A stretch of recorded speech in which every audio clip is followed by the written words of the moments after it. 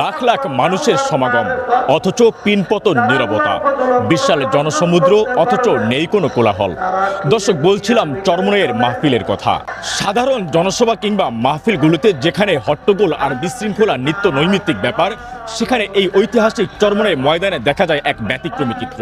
দর্শক, আমার পিছনে দেখতে পাচ্ছেন সুবিশাল একটা জায়গা জুড়ে, যেখানে কিন্তু দোকানপাটগুলোতে সবসময়ের জন্য ভিড় থাকে, কিন্তু এখন স্টেজ থেকে বয়ান শুরু হওয়ার সাথে সাথেই এখানে নেমে এসেছে পিনপতন নীরবতা। বিস্তারিত দেখুন প্রতিবেদনে।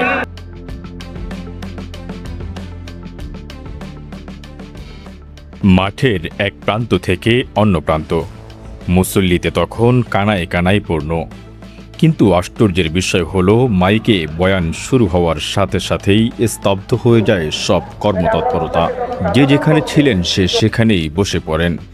স্বেচ্ছাসেবকদের করা নজরদারিতে এক কদম এদিক সেদিক করারও যেন সুযোগ নেই কারো। এই চরমনাই মাহফিলের সবচেয়ে বড় বিশেষত্ব হলো এর শৃঙ্খলা। বয়ানের সময় প্যান্ডেলের ভিতরের দোকানপাটে বেচাকেনা পুরোপুরি বন্ধ। এমনকি ব্যবসায়ীরাও সব কাজ ফেলে মগ্ন হয়ে শোনেন পরকালীন মুক্তির আলোচনা। ফলে ইচ্ছে কিংবা অনিচ্ছায় আগত প্রতিটি মানুষই মনোযোগী শ্রোতা। জাগতিক কেনাকাটা কিংবা ঘোরাঘুরির চেয়ে এখানে আত্মশুদ্ধি যেন মুখ্য, যার এক অনন্য নজির এই পিনপতন নীরবতা। আসলে ঘটনা থেকে হুজুর যখন বয়ান করে আসরবাদ বা মাগরিববাদ 7 বয়ানে উনি মাহফিল শেষ করে 3 দিনে।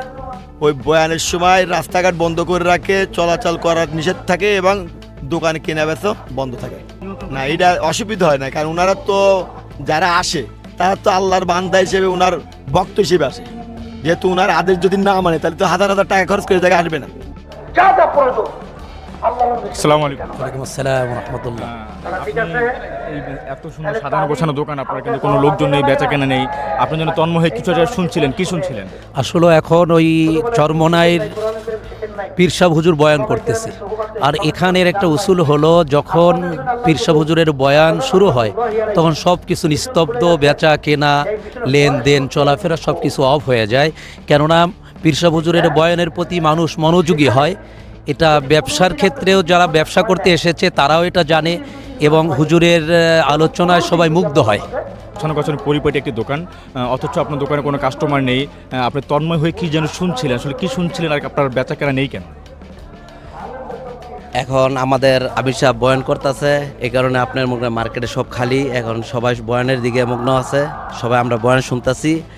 বয়ান শেষ হওয়া পর্যন্ত আমরা সবাই দোকান অফ করে আমরা বয়ান শুনি এবং বেচা কিনা অফ করে রাখি। আসসালামু আলাইকুম। ওয়ালাইকুম আসসালাম ওয়া রাহমাতুল্লাহ। আমরা দেখতে পাচ্ছি এখানে লাখ লাখ মানুষের সমাগম, কিন্তু এখন কোথাও কোনো বেচা কেনা নেই, মানুষের নিস্তব্ধতা। এটা আসলে কেন? চরমনাইয়ের মাহফিলে সবথেকে ব্যতিক্রম হলো যে আমাদের আমিরুল মুজাহিদিন পীর সাহেব হুজুর চরমনাই, শাইখে চরমনাই সকাল এবং সন্ধ্যায় যে বয়ানটা করে, এই বয়ানকালীন দোকানপাট, রাস্তাঘাট সব কিছু বন্ধ থাকে।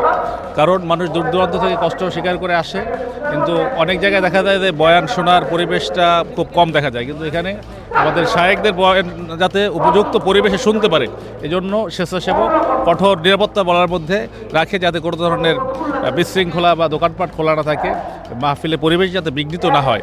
এটা আমাদের এই দরবারের পক্ষ থেকে একটি কঠোরভাবে হুজুরদের বয়ান চলাকালীন সময় নিয়ম হয়ে আসছে বহুত আগ থেকেই।